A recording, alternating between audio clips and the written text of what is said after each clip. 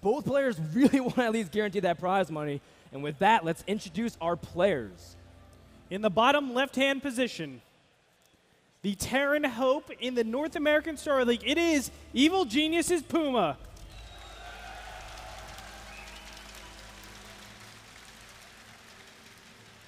And in the bottom right, known as the Kratos, Protoss, Obamatos, Presentos, you know, call them whatever you want, SKMC!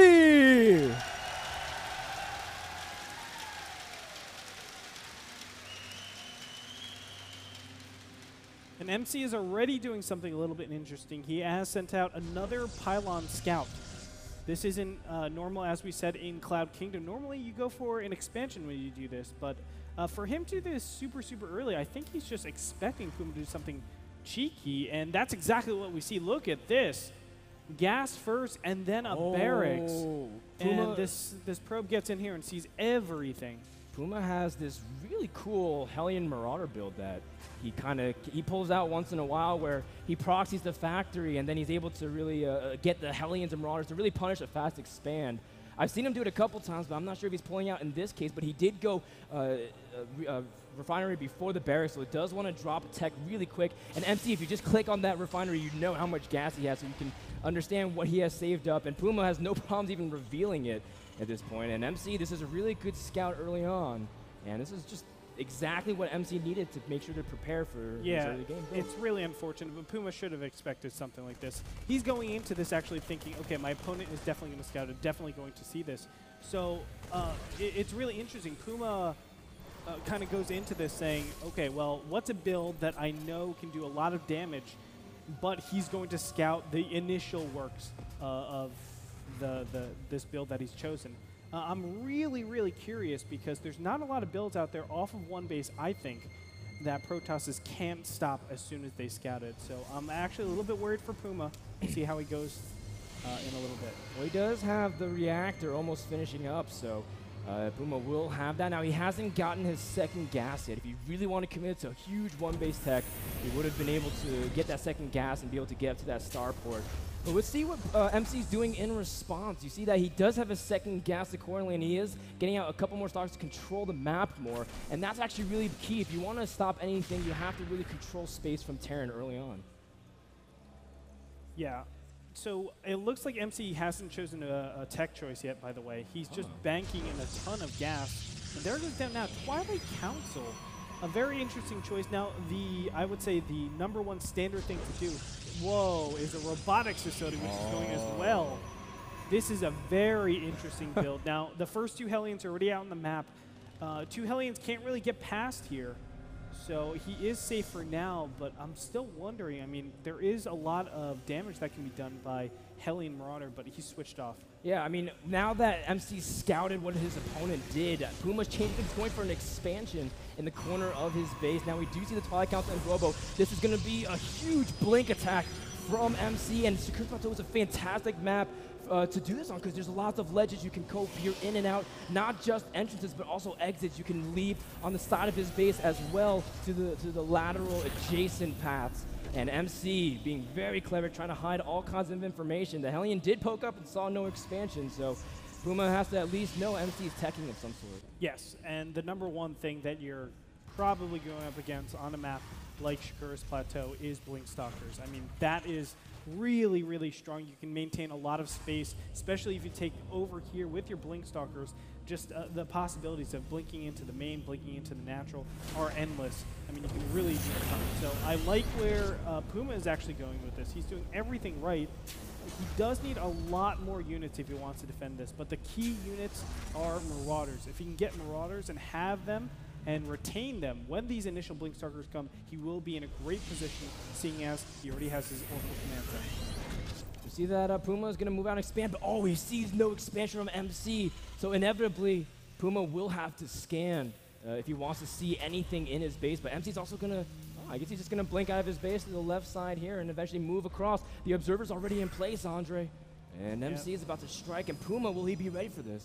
This is difficult. Now, Puma is kind of ready. He has a lot of Marines over here, but I don't think there's enough.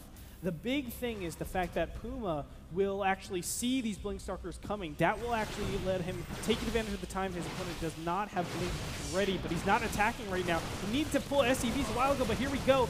SKMC is probably just going to blink back. Very nicely done. He hasn't lost any Stalkers yet. Oh my god, taking out so many SCVs. That was actually a great attack, and as a result, MC picks off some workers, 11 killed. MC, how are you this good? That's not even fair, Andre. Oh my god. And you know, Puma, I mean, he did take a lot of losses there, but he has double orbital command centers. His opponent is only on one base. You can see the harvester count. They're actually pretty even. I mean, if you plus 9 to this 18, he's ahead of his opponent in worker count. But unfortunately, he has a lot of SCVs just going around town with the other units. So there is a little bit of a problem for Puma. But what's great about him is that he's gotten his stim. He's just retreating back all the way to the main. This is everything right that you can do against a Blink Stalker Protoss. Yes, and you can see that 2 SUVs have gone up as well. You can see good blink micro from MC as well. Stim is about to finish as well. A great timing for Puma, just so he can hold off the next wave of Blink Stalkers. But MC, no intention to expand, really wants to make this work. Every unit pickoff is huge. Even picking off supply depots is significant as well, as Puma will be heavily supply blocked if he picks off these 3 depots. Yeah, that's such a shame, but the big thing is combat shield is on the way, and his medevac count is increasing. Now he has to do something about these Stalkers getting in here. I don't always... There it is, big blink backwards. He needs to protect those depots, but it's still okay. I think Puma is in a salvageable position, but he's not, I don't think he's obviously ahead. Oh, that Hellion trying to bar in, but MC very clever, make sure to wall it off so no Hellions can run by. MC also picks it off and it resumes back to norm production. Now MC does want to expand, but that one probe is blocked, Andre. Yeah, it's unfortunate. I mean, obviously he has to just kill one of his own pylons just to get out of here. But MC's done everything right. More importantly, just having the blink around helps out so much. Dark Shrine on the way, Frodan. This will be really, really tricky. Now that MC has the ability to move in and out. Now the big thing is that, ooh, a scan does snipe the Observer, a very key thing. But MC being very tricky with Dark Templars last game, might be able to try to do some more damage, but until then, he's just going to stall for time, put on pressure to make sure to let Puma know, even though I'm backing off for now, don't get careless. And MC, don't forget, he still has the option to go and blink into the main, even though medevac, stim, everything is out. As soon as these units get caught out of position, you can instantly blink up into the main, and there's so many exit points as well. You can easily retreat. That's why Puma is just very awkwardly over here. If he wants to defend against Blink Stalkers, he actually wants to take his side of the map, but he doesn't have the means to do that yet. So what his goal right now is to actually take this area, this entire area, and get control of this Zelnaga tower. But, you know, it's quite some time. That's why Dark Templars are a smart decision, because he's going to constantly change up the positioning and how Puma is going to take space. But there's also a Warp Prism that can kind of avoid the turrets, even though Puma is setting himself up so that he can safely defend against anything. Oh, another Observer snipe at the natural, very key. But the big thing is the Warp Prism is also going to drop in the back of the main while MC is blink attacking at the front, and Puma's going to have to multitask as well as MC. MC pulls back immediately, and the Dark Templar has been dropped, and Puma has to know because he saw the Warp Prism, and he sees the shadows and his SCVs disappearing.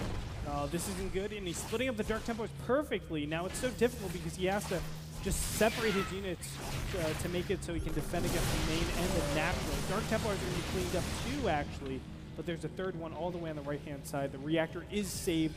Very nicely done by Puma. Oh, another Dark Templar being warped in as well. That's going to mean 2 on the base of Puma. MC's also potentially blinking also to the main. He does, and he's going to start picking off at the factory, trying to see if he can stall for time. The DT's adding lots of DPS, so the Stalker can pretty much just 1 or 2-shot them, but a huge stim with these units from Puma pushed back the rest of the Stalkers. This Dark Templar has 7 kills and continuing to work on the army against Puma. A couple of Stalkers in the front of the natural trying to do a little bit of damage here. Yeah. But I think he will throw those away for now. Puma has suffered severe losses. 22 workers killed in here. Oh my gosh. Income tab is showing 43 harvesters to 18. Are you kidding me, MC? MC outclassing his opponent in game number 3. This looks to be a 3-0 win for MC, but you know, hopefully Puma can pull something out. All you need is a drop here and there, and that 20-30 worker gap is closed immediately. Yeah, MC has a really nice economy, but his army size is actually not as big as you expected because he spent so much gas on Dark Templars to harass the economy. So this is Puma's pushback, if you will. +1's about to finish as well, giving him lots of DPS against the stocks with the Marauders. You can see a huge blink back as well. MC caught a huge stim, which was nice. But at the same time, Puma scans and sees a lot of units just being warped in. And Puma has to really make a good decision here of how he wants to engage this battle. And this is the timing, if any. Charge is actually, no, Charge is just about to finish. Archons are already out. I think Puma has to back up from here and just call quits. He can't really push on any further. He needs to play macro from here, unfortunately, because MC is just too well guarded. There is still that Warp Prism, by the way, in the bottom left-hand corner. I think Puma's going to go for it. It's just a very tough battle for him. Yeah, it's tough because with the charge lots, it really does well against the Marauders. Mini stim here on some of the units on Puma just to pick apart. Any free unit is good for the cause of Puma. You can see the Stalkers blink downwards as well. Some Marines are taking heavy DPS. The Archon's also trying to add some AoE. Good spread from Puma. Look at the micro and stutter step, but MC has a lot of units. The charge lots absorbing lots of damage, and Puma is now getting his medevac sniped. That's definitely not what you want. MC taking a larger supply lead, targeting down the medevacs, meaning that the bio has less. GG! MC takes the clean sweep, a 3-0 win over the reigning NASL champion, and he will move on into the round of 8. MC takes game of 3 on Shakura's Plateau, dethroning the 2-time NASL champion. Puma is gone. It's single elimination. Now Puma is the one that MC is the one that advances, and Puma can no longer defend his throne. The last Terran, it's only Protoss and Zerg on Yeah, and a lot of them are Protoss. MC just so phenomenal, but you know, it's that last game, man. He showed 3 different games throughout this best of 5 series. Game 1, as I said, macro abusive. The second game was kind of micro abusive, but he did that in the mid game.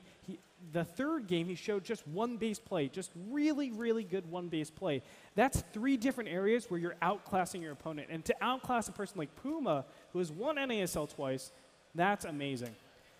All right, guys, so let's get over to Day 9 and Zoe for their thoughts on the match between MC and Puma. I know they have lots to say, so let's head on over to the back with Sean and Zoe.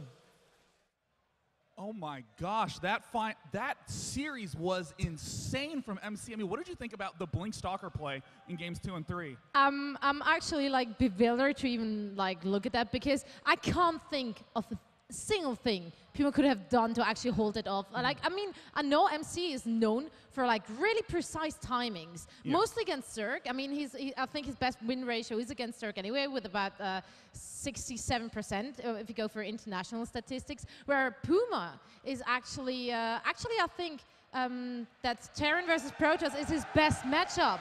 Yeah, and I mean, you hear the crowd already going nuts out there. He's actually at 70% against Protoss, but still there was nothing he could have done against that. And that's definitely something I want to ask MC. I want to know what MC thinks people could do against those Blink Stalkers. It's really true. I mean, Puma known for being a TVP specialist, but you even sort of saw in Puma's play, it was that by-the-book standard type of Terran versus Protoss, and MC's timings seem to take advantage of that in every game, especially that game 2 with the force field and the blink. Just seeing that Warp Prism go in, I mean, that's just the worst feeling ever as Terran when you're outside your base and that Warp Prism floats in and you're like, oh no. One little force field goes up, and Protoss like, and I'm building a Dark Shrine too. But I mean, I also, what are your thoughts on the transition to Dark Templar, again, in games 2 and 3? It just seemed to seal the deal. Yeah.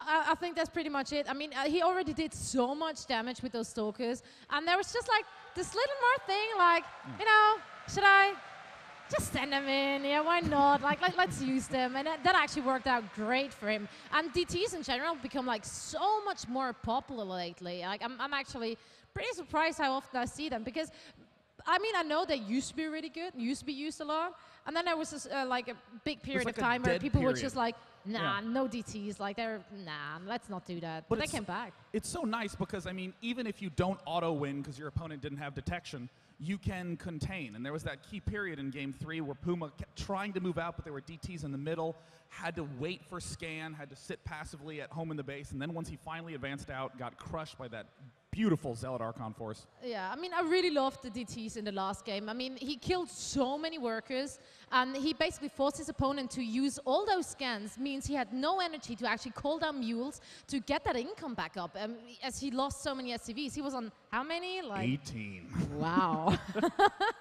So, yeah, I'm actually really impressed with MC's play, and I did not expect that. I actually thought it's going to be a lot closer since, I don't know. I mean, MC, he Every probably series wanted they his play. revenge. He did lose against Puma already, so well done. I don't know what more to say about that. Well, now what this means is that MC will be going up against the winner of Stefano versus Hero, which is insane. It is indeed. So we will see that game just any moment, really, and we will throw it over to you guys again. Thanks a lot, Sean and Zoe. Guys, of course, if you have any questions throughout games, like you want to say, hey, you know, how does Terran defend that, or what can Puma really do, or what did MC do specifically was good, why don't you just send them a tweet, follow them on Twitter, twitter.com/day9tv, and twitter.com/zombie, spelled with SOEMBIE. Yeah, and you know, again, another congratulations to MC. They were talking about it, but he played phenomenally, and he deserved his win. I can't wait for that next match, him against the winner of Stefano versus Hero. That is going to be another great series. MC versus the winner of that is going to be a great series. My God, we have so many good games coming at you in the future. We could talk about MC all day, but let's hop on over to Sean and Zoe for an interview with MC, the winner of the previous match.